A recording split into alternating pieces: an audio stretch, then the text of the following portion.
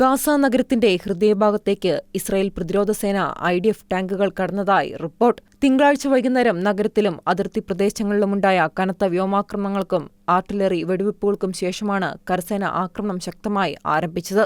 കഴിഞ്ഞ 2 വർഷത്തിനിടെ വടക്കൻ ഗാസയിൽ ഇത്രയും വ്യാപകമായ യുദ്ധം നടക്കുന്നത് ഇതാദ്യമാണ്. കഴിഞ്ഞ ആഴ്ചകളിലുടനീളം ഗാസ സിറ്റിയിലെ നിരവധി ബഹുനില കെട്ടിടങ്ങൾ വരെ തകർക്കുന്ന തരത്തിൽ വ്യോമാക്രമണങ്ങൾ ശക്തിപ്പെടുത്തിയിരുന്നു. ഇതിന്റെ തുടർച്ചയായാണ് ഇപ്പോൾ IDF കരയുദ്ധത്തിലേക്ക് നീങ്ങിയിരിക്കുന്നത്.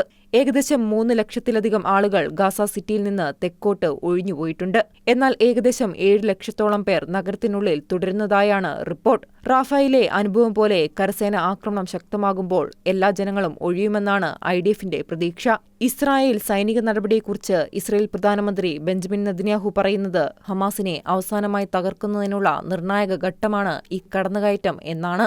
അതേസമയം American president Donald Trump truth social വഴി പ്രസ്താവന പുറത്തിറക്കിയത് ഇപ്രകാരമാണ്: ഹമാസ് ഇസ്രായേൽ ബന്ദികളെ മനുഷ്യകവചമായി ഉപയോഗിക്കുന്നു എന്ന വാർത്ത ലഭിച്ചു.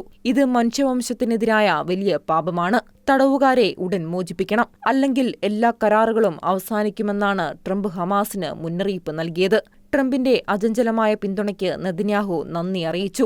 അതേസമയം ബന്ദികളുടെ കുടുംബങ്ങളെ പ്രതിനിധീകരിക്കുന്ന ഫോറം കടുത്ത പ്രതിഷേധം പ്രകടിപ്പിച്ച് രംഗത്ത് വന്നിട്ടുണ്ട്.